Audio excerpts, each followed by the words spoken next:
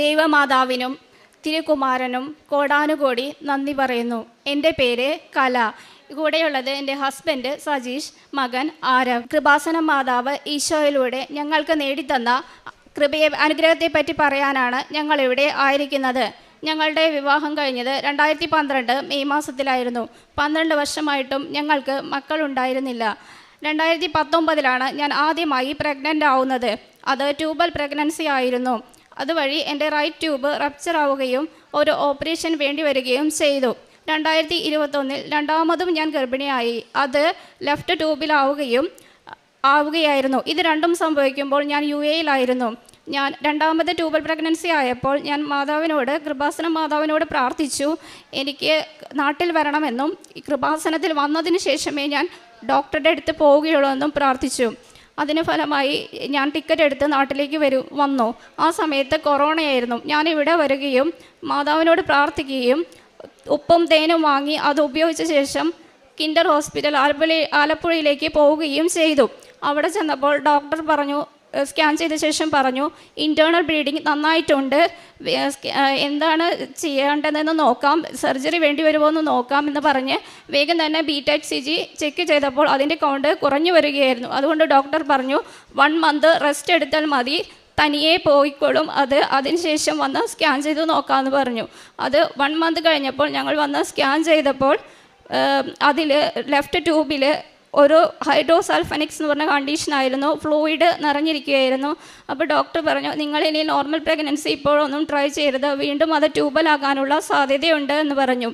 വീണ്ടും ഞങ്ങൾ ദുബായിലേക്ക് തിരിച്ചു പോയി 26/7/2023 ഇവിടെ വന്ന് തീർത്ഥാടന ഉടമ്പടി എടുക്കുകയും അതിൻ്റെ പിറ്റേ ദിവസം സബൈൻ ഹോസ്പിറ്റലിൽ പോയി ലാപ്രോസ്കോപ്പി ചെയ്തതിന് ശേഷം IUIയും IVFും ചെയ്ത് രണ്ടും ഫെയിലായി.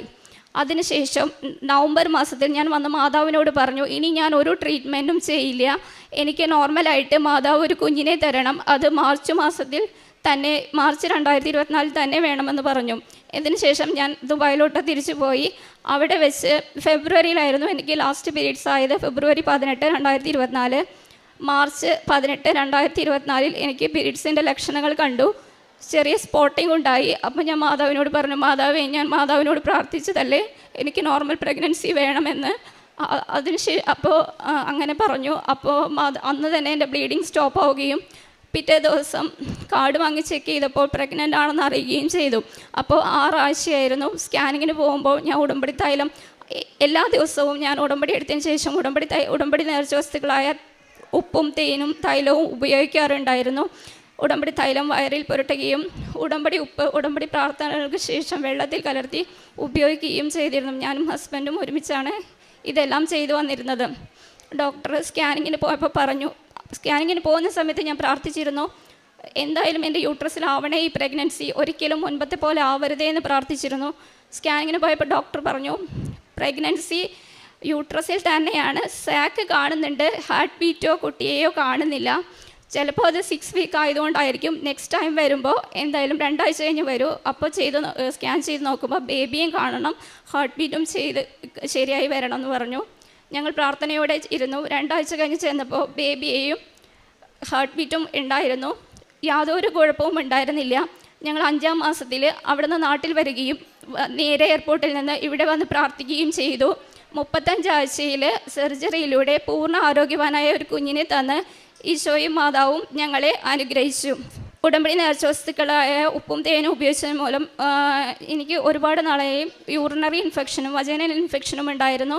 മാതാവ് അത് രണ്ടും മാറ്റി തന്ന് ഞങ്ങളെ അനുഗ്രഹിച്ചു. ഇത്രയും അനുഗ്രഹങ്ങൾ തന്ന മാതാവിനും തിരുക്കുമാരനും കോടാനുകോടി നന്ദി പറയുന്നു. സങ്കീർത്തനങ്ങൾ 86 10-ാം തിരുവചനം അരുളി ചെയ്യുന്നു, എന്തെന്നാൽ അങ്ങ് വലിയവനാണ്, വിസ്മയനീയമായ കാര്യങ്ങൾ അങ്ങ് നിർവഹിക്കുന്നു, അങ്ങ് മാത്രമാണ് ദൈവം. കലയും ഹസ്ബൻഡും തങ്ങൾക്ക് 12 വർഷമായിട്ട് കുഞ്ഞുങ്ങളെ ലഭിക്കാതിരുന്ന അവസ്ഥയും 2 പ്രാവശ്യം താൻ കൺസീവ് ആകുന്നു. റൈറ്റ് ട്യൂബൽ പ്രഗ്നൻസി, അതിലൂടെ ആ ട്യൂബ് റിമൂവ് ചെയ്തു. വീണ്ടും പ്രഗ്നൻ്റ് ആയി, അത് ലെഫ്റ്റ് ട്യൂബിൽ. അങ്ങനെ തൻ്റെ ഫലോപ്പിയൻ ട്യൂബ് അത് റിമൂവ് ചെയ്താൽ പിന്നീട് തനിക്ക് വീണ്ടും എന്തെല്ലാമാണ് തൻ്റെ ജീവിതത്തിൽ നേരിടേണ്ടി വരുന്നതെന്നൊക്കെ ഈ മകൾക്ക് വ്യക്തമായിട്ടറിയാം. അങ്ങനെയുള്ള ഒരു കണ്ടീഷനിലാണ് പരിശുദ്ധ അമ്മയുടെ മാധ്യസ്ഥം തേടുന്നതും ഇവിടെ വന്ന് പ്രാർത്ഥിച്ചിട്ട് പോകുന്നു. പിന്നീട് തങ്ങൾ ഡോക്ടറെ കാണുമ്പോൾ ഡോക്ടർ പറയുന്ന ആ കാര്യങ്ങളും അതിനുശേഷം തങ്ങൾക്ക് ചികിത്സയിലൂടെയെങ്കിലും ഒരു കുഞ്ഞിനെ ലഭിക്കണം, ഇനി നോർമലായിട്ടുള്ളൊരു താൻ കൺസീവ് ആകുന്നത് അല്പം ബുദ്ധിമുട്ടാണെന്നൊക്കെ ഡോക്ടർ പറയുമ്പോൾ ചികിത്സ തേടുകയാണ്. എന്തൊക്കെ ചികിത്സയ്ക്കാണ് ഇവർ ശ്രമിച്ചതെന്ന് നാം കേട്ടു. എന്നാൽ അതും ഫെയിലാകുന്നു എന്നാണ് പറഞ്ഞത്.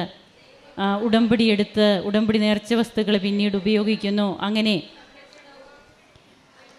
താൻ പറഞ്ഞ അതേ മാസത്തിൽ തന്നെ അമ്മ എങ്ങനെയാണ് ഈ കുടുംബത്തെ കൃപയോടെ കടാക്ഷിക്കുക, അമ്മയും ഈശോയും നമ്മുടെ കുടുംബത്തിലേക്ക് കൃപാകടാക്ഷമായി കടന്നു വരുമ്പോൾ ജീവിതത്തിൽ തങ്ങൾക്ക് ഒരിക്കലും നടക്കില്ല എന്നുള്ള കാര്യങ്ങളൊക്കെ നടക്കുന്നതിൻ്റെ ജീവനുള്ള സാക്ഷ്യങ്ങളുടെ നേർക്കാഴ്ചയാണ് നാം ഓരോ ദിവസവും കൃപാസന അൾത്താരയിലൂടെ കണ്ടുകൊണ്ടിരിക്കുക, അനുഭവിച്ചു കൊണ്ടിരിക്കുക. അങ്ങനെ തങ്ങൾക്ക് ആരോഗ്യമുള്ള ഒരു കുഞ്ഞിനെ തന്നെ ലഭിക്കുവാനിടയായി കുഞ്ഞുമായി വന്ന് ഇന്ന് ഈ ദമ്പതികൾ അൾത്താരയിൽ പരിശുദ്ധ അമ്മ പ്രത്യക്ഷപ്പെട്ട അൾത്താരയിൽ ദൈവത്തെ മഹത്വപ്പെടുത്തുന്നു. അങ്ങ് വലിയവനാണ്, വിസ്മയനീയമായ കാര്യങ്ങൾ അങ്ങ് നിർവഹിക്കുന്നു. സങ്കീർത്തകൻ പറയുന്നത് പോലെ ഓരോ ദിവസവും കൃപാസന അൾത്താരയിൽ നാം കേട്ട് അനുഭവിക്കുന്ന സാക്ഷ്യങ്ങൾ അത് ദൈവത്തിൻ്റെ മഹനീയതയെ വെളിപ്പെടുത്തുന്നത് തന്നെയാണ്. നമുക്ക് കരങ്ങളടിച്ച് ദൈവത്തെ ആരാധിക്കാം. യേശുവേ നന്ദി, യേശുവേ സ്തുതി, യേശുവേ ആരാധന. അത്യപൂർവ ദൈവാനുഭവങ്ങൾ ഇനി നിങ്ങൾക്കും സ്വന്തം. ഈ യൂട്യൂബ് ചാനൽ ഇതുവരെ സബ്സ്ക്രൈബ് ചെയ്തിട്ടില്ലെങ്കിൽ ഇപ്പോൾ തന്നെ സബ്സ്ക്രൈബ് ചെയ്യുക. ഈ വീഡിയോ ഇപ്പോൾ തന്നെ നിങ്ങളുടെ സുഹൃത്തുക്കൾക്ക് ഷെയർ ചെയ്തുകൊണ്ട് കർത്താവിൻ്റെ പ്രേക്ഷിതരാകുക.